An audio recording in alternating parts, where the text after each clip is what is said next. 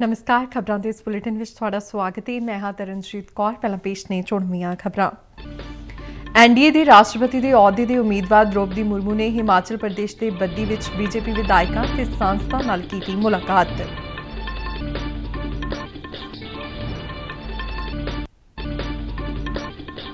Single use plastic ਤੇ ਪਾਬੰਦੀ ਅੱਜ ਤੋਂ ਲਾਗੂ।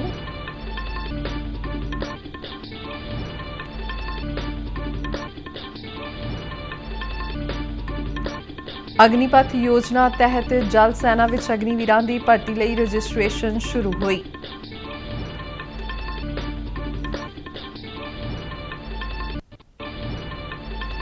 ते गुरदासपुर जिले के दीनानगर विखे पुलिस ने 4 समगलरां तो 16 किलो तो वध हैरोइन बरामद की। ते हुण खबरां विस्तार नाल। एनडीए ਦੇ ਰਾਸ਼ਟਰਪਤੀ ਦੇ ਅਹੁਦੇ ਦੇ ਉਮੀਦਵਾਰ ਦ੍ਰੋਪਦੀ ਮੁਰਮੂ ਨੇ ਆਪਣੀ ਚੋਣ ਮੁਹਿੰਮ ਦੀ ਸ਼ੁਰੂਆਤ ਹਿਮਾਚਲ ਪ੍ਰਦੇਸ਼ ਤੋਂ ਕੀਤੀ ਅਤੇ ਸੋਲਨ ਜ਼ਿਲ੍ਹੇ ਦੇ ਬੱਦੀ ਵਿਖੇ ਅੱਜ ਬੀਜੇਪੀ ਦੇ ਵਿਧਾਨਕਾਰਾਂ ਨਾਲ ਮੁਲਾਕਾਤ ਕੀਤੀ। ਚੋਣਾਂ ਵਿੱਚ ਹਮਾਇਤ ਹਾਸਲ ਕਰਨ ਦੇ ਮਕਸਦ ਨਾਲ ਕੀਤੀ ਗਈ ਇਸ ਮੁਲਾਕਾਤ ਦੌਰਾਨ ਕੇਂਦਰੀ ਸੂਚਨਾ ਤੇ ਪ੍ਰਸਾਰਣ ਮੰਤਰੀ ਅਨੁਰਾਗ ਸਿੰਘ ਠਾਕੁਰ, ਪਾਰਲੀਮਾਨੀ ਮਾਮਲਿਆਂ ਬਾਰੇ ਰਾਜ ਮੰਤਰੀ ਅਰਜੁਨ ਰਾਮ ਮੇਘਵਾਲ ਅਤੇ ਮੁੱਖ ਮੰਤਰੀ ਜੈਰਾਮ ਠਾਕੁਰ ਵੀ ਮੌਜੂਦ ਸਨ। इस मौके अपने संबोधन में द्रौपदी मुर्मू ने आस प्रगटाई कि सारे विधानकार उन्होंने अपनी हमायत देंगे।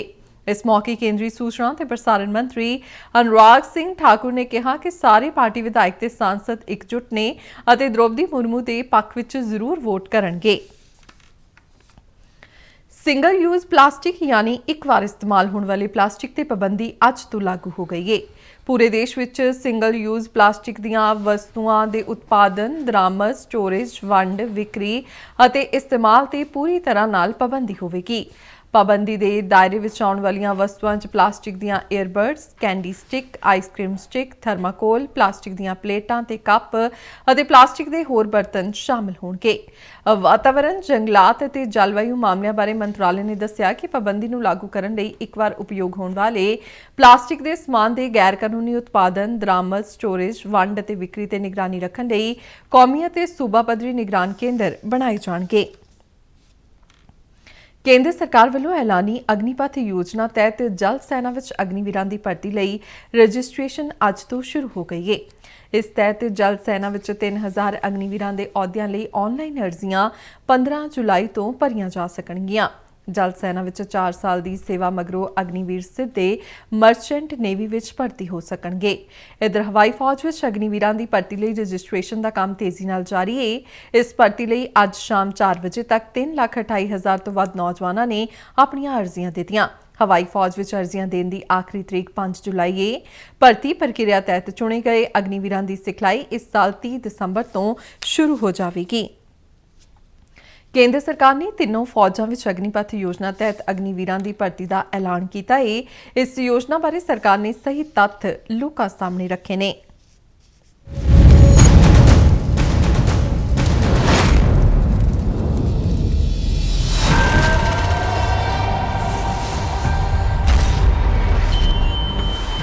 राष्ट्र सब तो उपर देश नाल ही होवे जिस दी पछाण।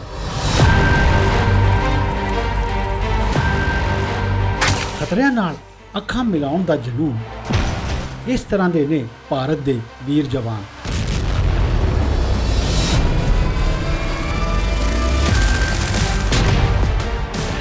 इन्हां फौलादी जज्बिਆਂ ਨੂੰ ਦਿੰਦੀ ਹੈ फौज एक नवी पछाण।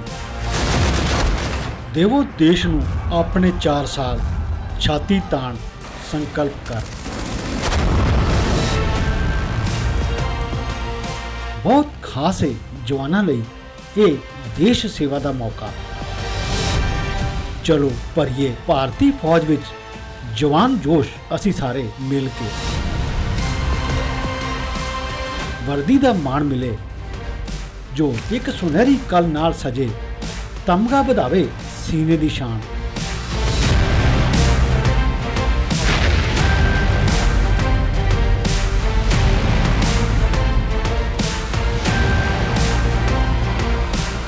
बहादुर योद्धे साडे भरन आत्म निर्भरता की उड़ान।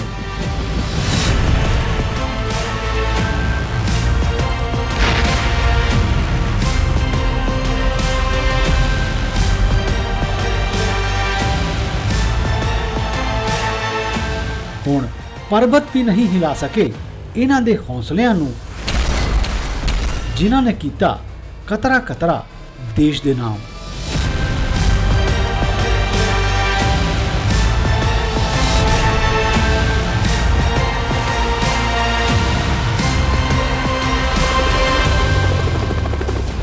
ਬਣੋ ਭਾਰਤ ਦੇ ਅਗਨੀਵੀਰ ਬਣੋ।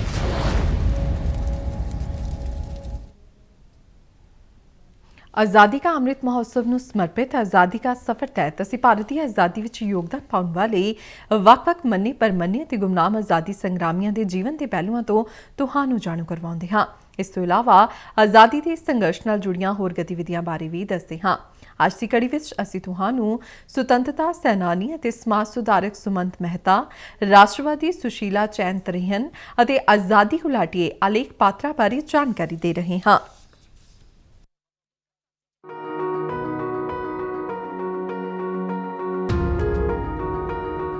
ਅੱਜ ਦੀ ਕੜੀ ਵਿੱਚ ਅਸੀਂ ਸੁਤੰਤਰਤਾ ਸੈਨਾਨੀ ਅਤੇ ਸਮਾਜ ਸੁਧਾਰਕ ਸੁਮਿਤ ਮਹਿਤਾ ਨੂੰ ਯਾਦ ਕਰ ਰਹੇ ਹਾਂ। ਉਹਨਾਂ ਦਾ ਜਨਮ 1 ਜੁਲਾਈ 1877 ਨੂੰ ਸੂਰਤ, ਗੁਜਰਾਤ ਵਿੱਚ ਹੋਇਆ ਸੀ। ਮਹਿਤਾ ਨੇ 1910 ਤੋਂ 1911 ਤੱਕ ਚੀਨ, Japan, Germany, France, England, America ਅਤੇ ਕੈਨੇਡਾ ਦੀ ਯਾਤਰਾ ਕੀਤੀ। ਇਸ ਦੌਰਾਨ ਉਹ ਮੈਡਮ ਕਾਮਾ, ਸ਼ਿਆਮ ਜੀ ਕ੍ਰਿਸ਼ਨ ਵਰਮਾ ਅਤੇ ਵਰਿੰਦਰਨਾਥ ਚੱਟੋਪਾਧਿਆਏ ਵਰਗੇ ਭਾਰਤੀ ਕ੍ਰਾਂਤੀਕਾਰੀਆਂ ਨੂੰ ਮਿਲੇ। ਇਨ੍ਹਾਂ ਮੁਲਾਕਾਤਾਂ ਨੇ ਉਹਨਾਂ ਦੀ ਵਿਚਾਰਧਾਰਾ ਦਾ ਵਿਕਾਸ ਕੀਤਾ ਅਤੇ ਉਹਨਾਂ ਨੂੰ ਆਜ਼ਾਦੀ ਦੇ ਸੰਘਰਸ਼ ਵਿੱਚ ਸ਼ਾਮਲ ਹੋਣ ਲਈ ਪ੍ਰੇਰਿਤ ਕੀਤਾ। ਉਹ ਰਾਮ ਕ੍ਰਿਸ਼ਨ ਪਰਮਹੰਸ, ਸਵਾਮੀ ਵਿਵੇਕਾਨੰਦ ਅਤੇ ਉਮਰ ਖਯਾਮ ਦੇ ਧਾਰਮਿਕ ਵਿਚਾਰਾਂ ਅਤੇ ਕੰਮਾਂ ਤੋਂ ਪ੍ਰਭਾਵਿਤ ਸਨ। ਗੋਪਾਲ ਕ੍ਰਿਸ਼ਨ ਖੋਖਲੇ ਤੋਂ ਪ੍ਰਭਾਵਿਤ ਹੋ ਕੇ Sumit Mehta servants of India society ਵਿੱਚ ਸ਼ਾਮਲ ਹੋ ਗਏ ਅਤੇ ਆਪਣੀ ਬਾਕੀ ਦੀ ਜ਼ਿੰਦਗੀ ਸਮਾਜ ਸੇਵਾ ਨੂੰ ਸਮਰਪਿਤ ਕਰਨ ਦਾ ਫੈਸਲਾ ਕੀਤਾ। ਮਹਿਤਾ ਨੇ 1927 ਵਿੱਚ ਗੁਜਰਾਤ ਵਿੱਚ ਹੜ੍ਹ ਰਾਹਤ ਕਾਰਜਾਂ ਵਿੱਚ ਵੀ ਹਿੱਸਾ ਲਿਆ ਸੀ। ਉਹ 1928 ਵਿੱਚ ਬਾਰਦੌਲੀ ਸੱਤਿਆਗ੍ਰਹਿ ਦੌਰਾਨ ਆਪਣੀ ਪਤਨੀ ਦੇ ਨਾਲ ਸਰਬੋ ਕੈਂਪ ਦੇ ਇੰਚਾਰਜ ਸਨ। ਉਹਨਾਂ ਨੇ 1929 ਵਿੱਚ ਇੱਕ ਯੂਥ ਕਾਨਫਰੰਸ ਦਾ ਆਯੋਜਨ ਕੀਤਾ। ਮਹਿਤਾ ਨੇ ਬੜੌਦਾ ਪ੍ਰਜਾ ਮੰਡਲ ਦੀਆਂ 2 ਕਾਨਫਰੰਸਾਂ ਦੀ ਪ੍ਰਧਾਨਗੀ ਕੀਤੀ। ਉਹਨਾਂ ਨੂੰ ਸਾਬਰਮਤੀ, ਵਿਸਾਪੁਰ ਅਤੇ ਨਾਸਿਕ ਵਿੱਚ 5 ਸਾਲ ਦੀ ਜੇਲ੍ਹ ਹੋਈ। ਉਹਨਾਂ ਨੇ ਕਿਸਾਨਾਂ, ਮਜ਼ਦੂਰਾਂ ਅਤੇ ਆਦੀਵਾਸੀ ਲੋਕਾਂ ਦੀ ਭਲਾਈ ਲਈ ਵੀ ਕੰਮ ਕੀਤਾ। ਮਸ਼ਹੂਰ ਲੇਖਕ ਸੁਮਿਤ ਮਹਿਤਾ ਨੇ ਵੀ ਆਪਣੇ ਜੀਵਨ ਬਾਰੇ ਇੱਕ ਕਿਤਾਬ ਲਿਖੀ ਸੀ ਜਿਸ ਦਾ ਨਾਮ ਆਤਮ ਕਥਾ ਹੈ, ਜਿਹੜੀ 1971 ਵਿੱਚ ਉਹਨਾਂ ਦੀ ਮੌਤ ਤੋਂ ਬਾਅਦ ਪ੍ਰਕਾਸ਼ਿਤ ਹੋਈ ਸੀ। ਉਹਨਾਂ ਦੀਆਂ ਹੋਰ ਕਿਤਾਬਾਂ ਵਿੱਚ ਸਮਾਜ ਦਰਪਣ ਅਤੇ ਹਾਲੀ ਜ਼ਮੀਨਾਂ ਗੁਲਾਮੋ ਸ਼ਾਮਿਲ ਨੇ। ਸੁਮਿਤ ਮਹਿਤਾ ਦੀ ਮੌਤ 15 ਦਸੰਬਰ 1968 ਨੂੰ ਹੋਈ ਸੀ। ਅਸੀਂ ਇਸ ਮਹਾਨ ਭਾਰਤੀ ਨੂੰ ਸਲਾਮ ਕਰਦੇ ਹਾਂ। ਅੱਜ ਅਸੀਂ ਰਾਸ਼ਟਰਵਾਦੀ ਸੁਸ਼ੀਲਾ ਚੰਨ ਤ੍ਰਿਹਨ ਨੂੰ ਵੀ ਯਾਦ ਕਰ ਰਹੇ ਹਾਂ। ਉਹਨਾਂ ਦਾ ਜਨਮ 1 ਜੁਲਾਈ 1923 ਨੂੰ ਪਠਾਨਕੋਟ, ਪੰਜਾਬ ਵਿੱਚ ਹੋਇਆ ਸੀ। ਸੁਸ਼ੀਲਾ ਇੱਕ ਸੁਤੰਤਰਤਾ ਸੈਨਾਨੀ ਅਤੇ ਸਮਾਜਿਕ ਕਾਰਕੁਨ ਸਨ। ਸੁਸ਼ੀਲਾ ਦੇ ਪਿਤਾ ਮਥੁਰਾ ਦਾਸ ਤ੍ਰਿਹਨ ਆਪਣੇ ਇਲਾਕੇ ਵਿੱਚ ਕਾਂਗਰਸ ਪਾਰਟੀ ਦੇ ਸੰਸਥਾਪਕ ਮੈਂਬਰਾਂ ਵਿੱਚੋਂ ਇੱਕ ਸਨ। ਉਹ ਆਰੀਆ ਸਮਾਜ ਦੇ ਪ੍ਰਮੁੱਖ ਮੈਂਬਰ ਵੀ ਸਨ। ਸੁਸ਼ੀਲਾ ਛੋਟੀ ਉਮਰ ਵਿੱਚ ਹੀ ਆਰੀਆ ਸਮਾਜ ਵਿੱਚ ਸ਼ਾਮਲ ਹੋ ਗਏ ਸਨ। ਜਦੋਂ ਉਹ ਉਸ ਦੀ ਸ਼ੁਰੂਆਤੀ ਮੀਟਿੰਗ ਵਿੱਚ ਸ਼ਾਮਲ ਹੋ ਰਹੀ ਸੀ ਅਤੇ ਮੀਟਿੰਗ ਵਾਲੀ ਥਾਂ ਨੂੰ ਘੇਰਾ ਪਾਉਣ ਵਾਲੀ ਪੁਲਿਸ ਵੱਲੋਂ ਕੀਤੇ ਲਾਠੀਚਾਰਜ ਵਿੱਚ ਉਹ ਵੀ ਜ਼ਖਮੀ ਹੋ ਗਏ ਸਨ। ਫਿਰ ਸੁਸ਼ੀਲਾ ਨੇ ਬੇਇਨਸਾਫੀ ਖਿਲਾਫ ਲੜਨ ਦਾ ਫੈਸਲਾ ਕੀਤਾ। ਉਹ ਇੱਕ ਸਿਆਸੀ ਕਾਰਕੁਨ ਬਣ ਗਏ ਅਤੇ 1941 ਵਿੱਚ ਲੰਡਨ ਚਲੇ ਗਏ। ਉਹਨਾਂ ਨੇ ਬੀਬੀ ਰਘਬੀਰ ਕੌਰ ਨਾਲ ਕੰਮ ਕੀਤਾ ਜੋ ਪੰਜਾਬ ਸੂਬਾਈ ਵਿਧਾਨ ਸਭਾ ਵਿੱਚ ਕੀਰਤੀ ਗਦਰ ਪਾਰਟੀ ਦੇ ਮੈਂਬਰ ਸਨ। ਸੁਸ਼ੀਲਾ ਤ੍ਰਿਹਨ ਵੀ ਅੰਗਰੇਜ਼ਾਂ ਵਿਰੁੱਧ ਲੜਨ ਲਈ ਸ਼ਕੁੰਤਲਾ ਆਜ਼ਾਦ ਨਾਲ ਜੁੜ ਗਏ। ਭਾਰਤ ਦੀ ਆਜ਼ਾਦੀ ਤੋਂ ਬਾਅਦ ਸੁਸ਼ੀਲਾ ਤ੍ਰਿਹਨ ਨੇ ਬੱਚਿਆਂ ਲਈ ਸਿੱਖਿਆ ਨੂੰ ਉਤਸ਼ਾਹਿਤ ਕਰਨਾ ਜਾਰੀ ਰੱਖਿਆ ਅਤੇ ਲੜਕੀਆਂ ਲਈ 3 ਸਕੂਲ ਅਤੇ ਇੱਕ ਸਹਿ ਵਿਦਿਅਕ ਸਕੂਲ ਖੋਲ੍ਹਿਆ। ਉਹ ਦਾਦੂਵਾਲ ਵਿੱਚ ਆਪਣੀ ਗ੍ਰਾਮ ਪੰਚਾਇਤ ਪਰਿਸ਼ਦ ਦੀ ਪਹਿਲੀ ਮਹਿਲਾ ਪੰਚ ਸੀ। ਉਹਨਾਂ ਨੇ ਦਾਜ, ਘਰੇਲੂ ਹਿੰਸਾ ਅਤੇ ਜਾਤੀਵਾਦ ਦੀਆਂ ਸਮੱਸਿਆਵਾਂ ਨੂੰ ਦੂਰ ਕਰਨ ਅਤੇ ਅੰਤਰ ਜਾਤੀ ਵਿਆਹ ਲਈ ਵਿਹਾਰਕ ਪੱਧਰ ਤੇ ਲੜਾਈ ਲੜੀ। ਸਾਲ 2011 ਵਿੱਚ ਉਹਨਾਂ ਦੀ ਮੌਤ ਹੋ ਗਈ। ਸੁਸ਼ੀਲਾ ਤ੍ਰਿਹਨ ਨੂੰ ਨਿਮਰ ਸ਼ਰਧਾਂਜਲੀ। ਅੱਜ ਅਸੀਂ ਆਜ਼ਾਦੀ ਘੁਲਾਟੀਏ ਅਲੇਖ ਪਾਤਰਾ ਨੂੰ ਵੀ ਯਾਦ ਕਰ ਰਹੇ ਹਾਂ। ਉਹਨਾਂ ਦਾ ਜਨਮ 1 ਜੁਲਾਈ 1923 ਨੂੰ ਹੋਇਆ ਸੀ। ਅਹਿੰਸਕ ਸਿਵਲ ਅਵਗਿਆ ਦੁਆਰਾ ਪਾਤਰਾ ਨੂੰ ਓਡੀਸ਼ਾ ਦੇ ਵੱਖ-ਵੱਖ ਖੇਤਰਾਂ ਵਿੱਚ ਨਾਗਰਿਕ ਅਧਿਕਾਰਾਂ ਅਤੇ ਵਾਤਾਵਰਣ ਸੁਰੱਖਿਆ ਲਈ ਅੰਦੋਲਨ ਕਰਨ ਲਈ ਪ੍ਰੇਰਿਤ ਕੀਤਾ ਗਿਆ ਸੀ। ਆਲੇਖ ਪਾਤਰਾ ਨੇ ਆਪਣੇ ਸਕੂਲੀ ਦਿਨਾਂ ਦੌਰਾਨ ਹੀ ਸੁਤੰਤਰਤਾ ਅੰਦੋਲਨ ਵਿੱਚ ਹਿੱਸਾ ਲੈਣਾ ਸ਼ੁਰੂ ਕਰ ਦਿੱਤਾ ਸੀ। ਉਹਨਾਂ ਨੇ ਆਪਣੇ ਦੋਸਤਾਂ ਦੇ ਨਾਲ ਬਰਤਾਨਵੀ ਰਾਜ ਦੇ ਵਿਰੋਧ ਵਿੱਚ ਨਿੰਮਾਪਾੜਾ ਪੁਲਿਸ ਸਟੇਸ਼ਨ ਨੂੰ ਅੱਗ ਲਗਾ ਦਿੱਤੀ। ਪਾਤਰਾ ਨੂੰ ਫੜ ਕੇ ਪੂਰੀ ਜੇਲ੍ਹ ਭੇਜ ਦਿੱਤਾ ਗਿਆ। ਜੇਲ੍ਹ ਤੋਂ ਰਿਹਾ ਹੋਣ ਤੋਂ ਬਾਅਦ ਪਾਤਰਾ ਕੋਲਕਾਤਾ ਚਲੇ ਗਏ ਅਤੇ ਆਪਣੀਆਂ ਰਾਸ਼ਟਰਵਾਦੀ ਗਤੀਵਿਧੀਆਂ ਨੂੰ ਜਾਰੀ ਰੱਖਿਆ। ਘਰ ਜਾਂਦੇ ਸਮੇਂ ਪੂਰੀ ਰੇਲਵੇ ਸਟੇਸ਼ਨ ਤੇ ਉਹਨਾਂ ਨੂੰ ਦੁਬਾਰਾ ਗ੍ਰਿਫਤਾਰ ਕਰ ਲਿਆ ਗਿਆ ਅਤੇ ਜੇਲ੍ਹ ਭੇਜ ਦਿੱਤਾ ਗਿਆ। ਜੇਲ੍ਹ ਵਿੱਚ ਉਹਨਾਂ ਨੇ ਆਪਣੇ ਕੱਪੜੇ ਬਣਾਉਣ ਲਈ ਚਰਖਾ ਕੱਤਣਾ ਸ਼ੁਰੂ ਕਰ ਦਿੱਤਾ। ਵਾਤਾਵਰਣ ਨੂੰ ਸਾਫ਼ ਰੱਖਣ ਲਈ ਪਖਾਨਿਆਂ ਦੀ ਸਫਾਈ ਕਰਨਾ, ਰੋਜ਼ਾਨਾ ਸਮੂਹਾਂ ਵਿੱਚ ਪ੍ਰਾਰਥਨਾ ਕਰਨੀ ਅਤੇ ਗਾਂਧੀ ਜੀ ਦੀਆਂ ਹੋਰ ਹਦਾਇਤਾਂ ਦੀ ਪਾਲਣਾ ਕਰਨਾ ਵੀ ਜੇਲ੍ਹ ਵਿੱਚ ਉਹਨਾਂ ਦਾ ਰੂਟੀਨ ਸੀ। ਜੇਲ੍ਹ ਤੋਂ ਰਿਹਾ ਹੋਣ ਤੇ ਉਹ ਵਰਧਾ ਗਏ ਅਤੇ ਸਵਰਾਜ, ਹੋਮ ਰੂਲ ਅਤੇ ਹੋਰ ਸਰਵੋਦਿਆ ਕੰਮਾਂ ਦੀ ਸਿਖਲਾਈ ਲਈ। ਆਲੇਖ ਪਾਤਰਾ ਸਾਰੀ ਉਮਰ ਦੇਸ਼ ਦੀ ਸੇਵਾ ਕਰਦੇ ਰਹੇ। 17 ਨਵੰਬਰ 1999 ਨੂੰ ਉਹਨਾਂ ਦੀ ਮੌਤ ਹੋ ਗਈ। ਅਸੀਂ ਇਸ ਮਹਾਨ ਰਾਸ਼ਟਰਵਾਦੀ ਆਲੇਖ ਪਾਤਰਾ ਨੂੰ ਸਲਾਮ ਕਰਦੇ ਹਾਂ।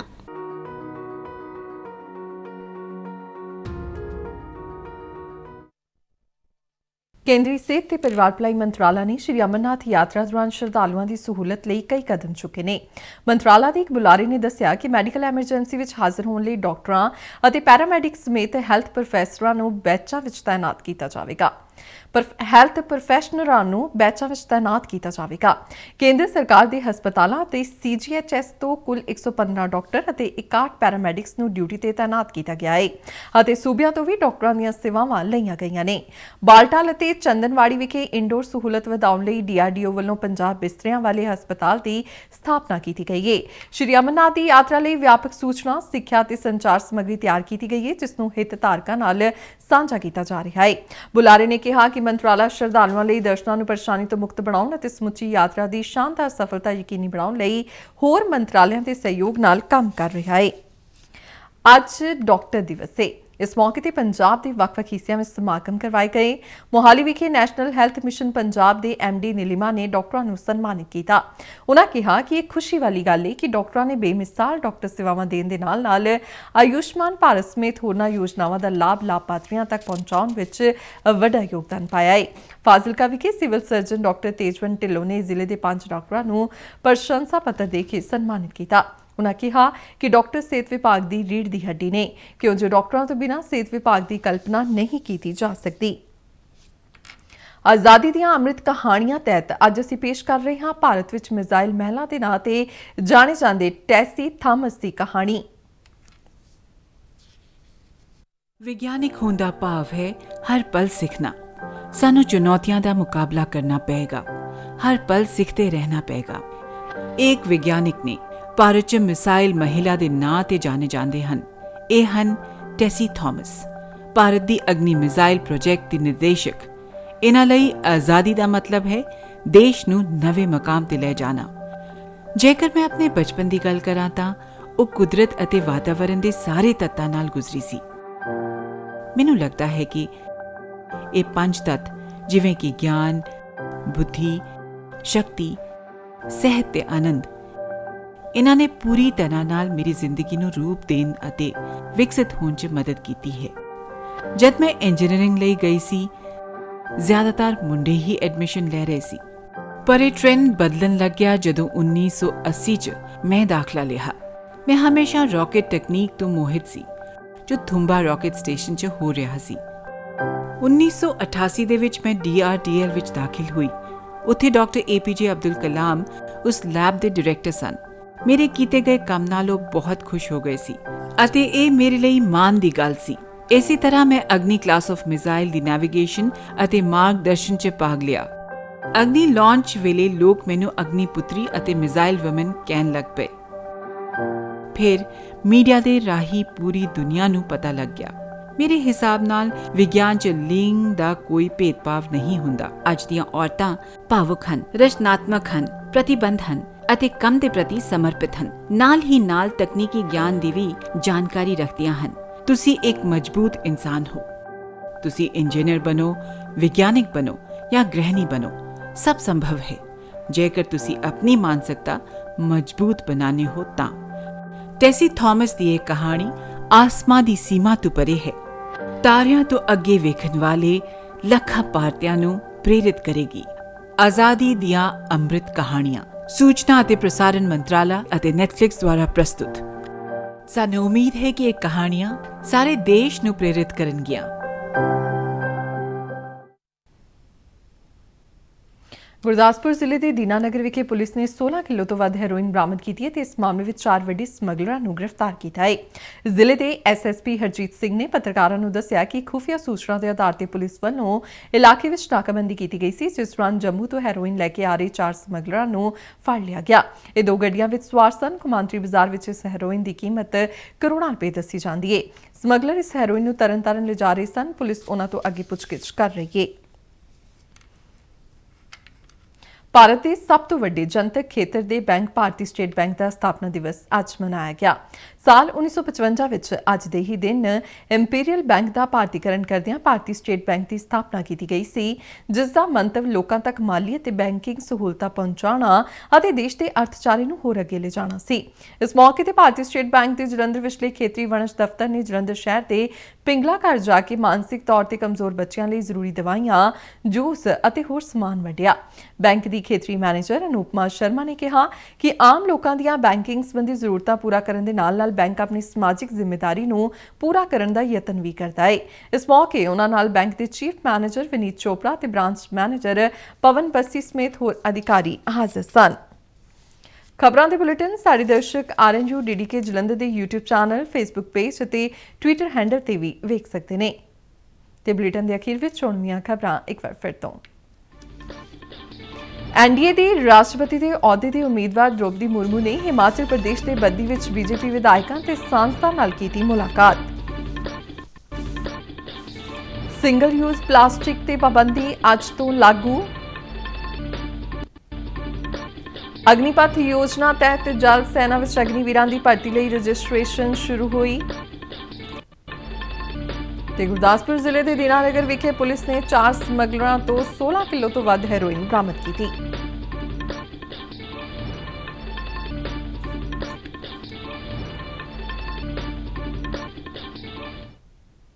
ਤੇ ਇਸ ਨਾਲ ਹੀ ਖਬਰਾਂ ਦਾ ਬੁਲੇਟਿਨ ਖਤਮ ਹੋਇਆ। ਮੈਂ ਮਾਸਕ ਲਗਾ ਕੇ ਸਟੂਡੀਓ ਤੋਂ ਬਾਹਰ ਜਾ ਰਹੀ ਹਾਂ। ਬਾਹਰ ਜਾਣ ਵੇਲੇ ਤੁਸੀਂ ਵੀ ਮਾਸਕ ਲਗਾ ਕੇ ਜਾਓ। ਇਜਾਜ਼ਤ ਦਿਓ। ਨਮਸਕਾਰ।